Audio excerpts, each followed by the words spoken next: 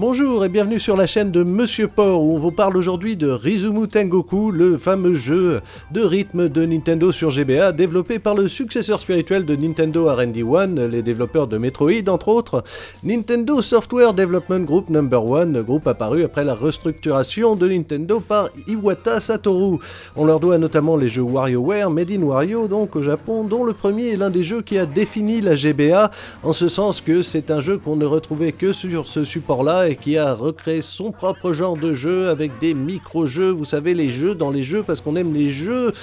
comme des bœufs forcément. On leur doit aussi la série des jeux Tomodachi, dont seul Tomodachi Life est arrivé jusqu'à nos contrées, mais qui avait déjà eu un prédécesseur sur DS. Mais bref, j'ai découvert ce jeu fin 2006 dans l'émission On The Spot sur le site GameSpot qui présentait toutes les semaines les nouveautés dès l'époque déjà et qui parlait de ce jeu d'import alors que je ne suivais plus l'import non d'import et que ça m'avait donné quand même très envie de le découvrir et d'y jouer. L'un des superviseurs du jeu, Katsuya Yamano, a d'ailleurs créé un prototype de jeu de batterie dès 2002 dans le but de créer un jeu de rythme un jour plus tard pour l'amour des tours qui courent forcément. Une fois n'est pas coutume, le jeu a été directement proposé par un musicien et producteur de musique, Tsunku Mitsuo Terada, donc producteur du groupe Morning Musume, très populaire au Japon depuis 97, vous savez, ces groupes d'idoles qui rendent popol gogol forcément. Eh bien, il est venu non seulement proposer le jeu, mais il a même proposé de donner aux développeurs des cours de danse, parce que oui, il fallait qu'ils aient le sens du rythme, c'était important, c'était un jeu qui devait apprendre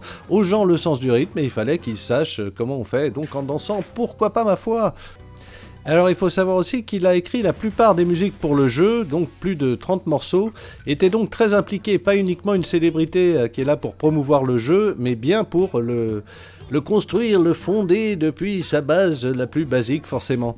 Et il insiste sur le fait d'être aware pour avoir le sens du rythme, c'est donc le JCVD japonais, c'est confirmé, c'est acté. Il apparaît d'ailleurs sous la forme du Drum Samurai, ce professeur de batterie que vous pouvez rencontrer dans des petits jeux supplémentaires avec des perfects, vers la fin comme ça, pour pouvoir avoir le jeu qui se prolonge avec une difficulté bien plus grande, parce que le jeu de base est extrêmement simple en sachant qu'il s'agit juste d'appuyer sur le bouton A en rythme, et parfois sur la croix de direction en alternant ce genre de choses, mais la maniabilité est vraiment très simple pour que le joueur puisse se concentrer uniquement sur le rythme, le tempo et rester dedans, ce qui n'est pas aussi évident que ça en a l'air. Mais bref, à la fois Tsunku et l'équipe de développement avaient une volonté de créer un jeu pour entraîner les gens à la rythmique, mais pas sérieux et scolaire comme les jeux de professeur Kawashima par exemple. Et ils ont changé le titre original qui devait être Rhythm IQ, donc pour avoir un QI rythmique, ce qui est tout un concept déjà, pour se tourner vers quelque chose de plus ludique et auto-inspiré de WarioWare comme on le voit dans le résultat final. Et c'est d'ailleurs impressionnant parce que les micro-jeux de WarioWare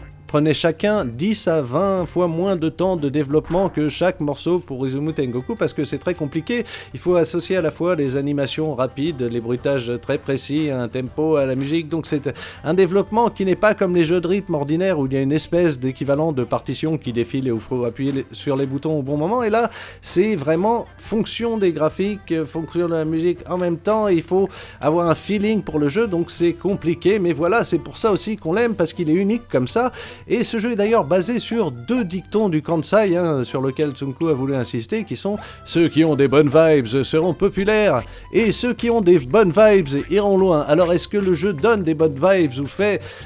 permet le fait d'en avoir ou donnera des bonnes vibes à ceux qui en entendent parler ou c'est... Tout cela reste relativement flou, mais bref, c'est une histoire de bonnes vibes quand même. C'est pas tous les jours, partout, que le jeu se base là-dessus, et tu dis... Est-ce que le sens du rythme, c'est les bonnes vibes? Est-ce que la bonne ambiance, c'est le sens du rythme? Peu importe, c'est là, c'est réuni, c'est Rizumu Tengoku, qui a d'ailleurs un titre qui a la particularité d'avoir été trouvé un peu au hasard, parce que c'était un des membres du staff qui devait donner le titre provisoire, et il s'est emmêlé les pinceaux, et c'est ça qui est sorti. Et le reste du staff a fait « Ah bah oui, ça c'est bien aussi, le paradis du rythme, allez, c'est plié, on le garde, et c'était plié, ils l'ont gardé ».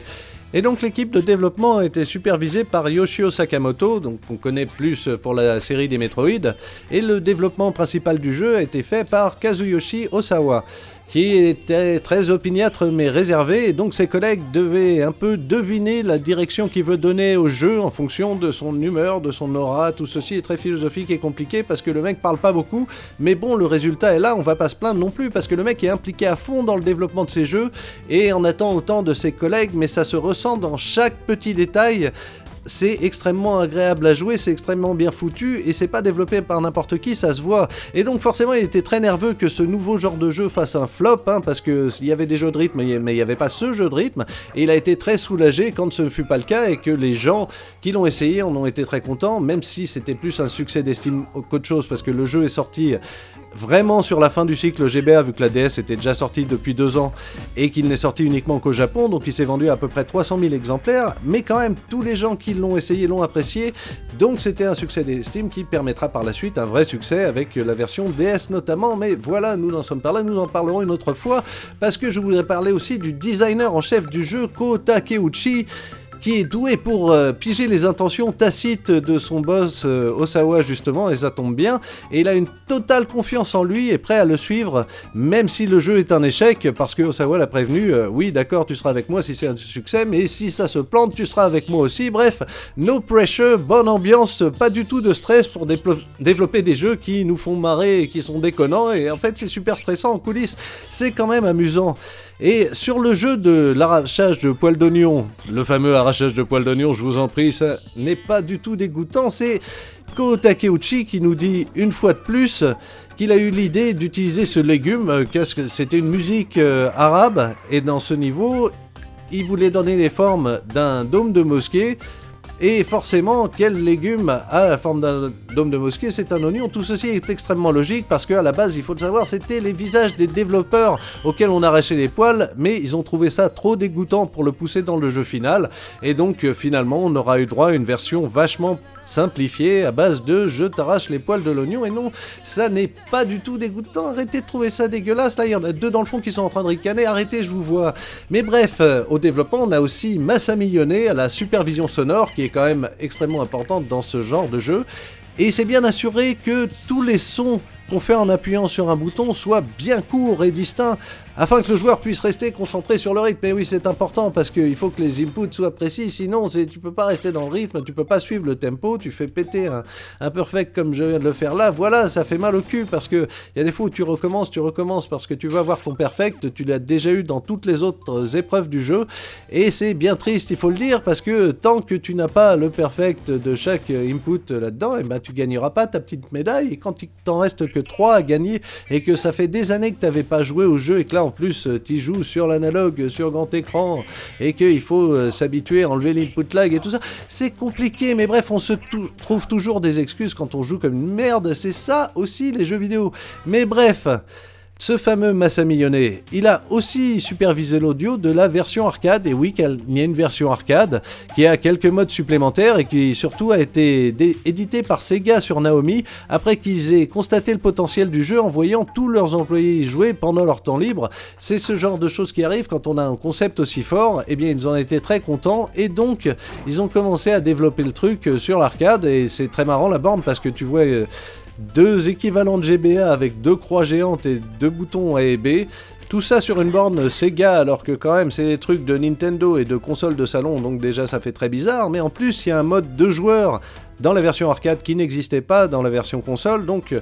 ça et des niveaux plus difficiles, plus rapides vers la fin, ils ont vraiment apporté quelque chose en plus, c'était pas juste un portage arcade pour rien, et ça a permis à tout un public qui n'aurait pas forcément connu ou découvert sur GBA étant donné son genre de jeu nouveau et le fait qu'il sorte vraiment sur la fin de vie de la console, et ben là ça permettait à tout le monde d'en profiter, et ça a même permis à ce fameux Ko Takeuchi d'aller dans les salles d'arcade pour espionner les joueurs qui y jouaient pour voir les réactions, parce que tu vois pas les réactions sur une console de salon, mais dans un jeu d'arcade ça le permet à nouveau, et il en a même pris des photos, ce qui l'a fait se faire emmener par le staff dans les coulisses de la salle d'arcade du genre qu'est-ce que tu fais mon coco, qu'est-ce qui t'arrive, pourquoi tu prends nos clients en photo. Eh bien il se trouve qu'il a expliqué qu'il était développeur et qu'après ils l'ont laissé partir, donc voilà, il y a toujours moyen de s'entendre, même quand t'as l'air d'un pervers qui prend en photo des gamins en train de jouer à des jeux de rythme. Et oui, ce sont des choses qui arrivent au Japon, mais voilà, il y a aussi des petits cochons non d'import dans les remixes, parce que c'est ça la grande force du jeu, non seulement c'est une quarantaine de jeux de 2 minutes chaque environ qui sont tous originaux et qui doivent envoyer du rythme, des choses comme ça, mais en plus, à la fin de chaque série de 5, il y a un remix avec tous les éléments présents qui permettent de profiter de tout ce qu'on a fait jusque-là et de découvrir sous un nouveau jour les fameux morceaux un nouveau rythme, un truc comme ça, et on finit sur un ptérodactyle parce qu'on est content et qu'on a bien réussi son truc. Il y a aussi des mini-jeux à côté du type...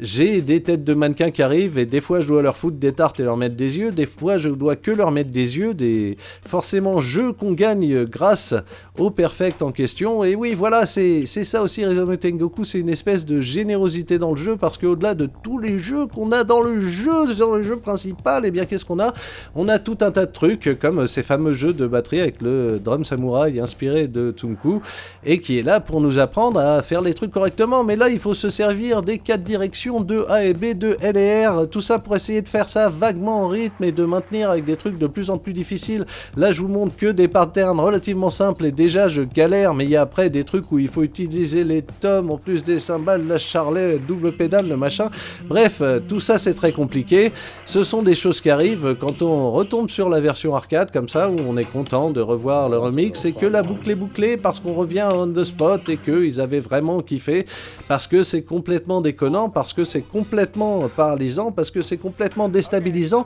C'est ça Rizumu Tengoku, n'hésitez pas à l'essayer, c'est vraiment un délire, c'est vraiment déconnant. Pour ceux qui ont connu les versions d'après, la version GBA vaut la peine d'être visitée, d'autant qu'une version en anglais, n'hésitez pas, allez-y, c'est comme ça, bientôt sur la chaîne de Monsieur Port.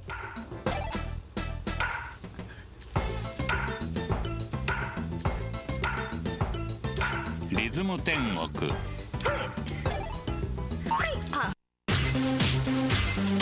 Rizumu Tengoku.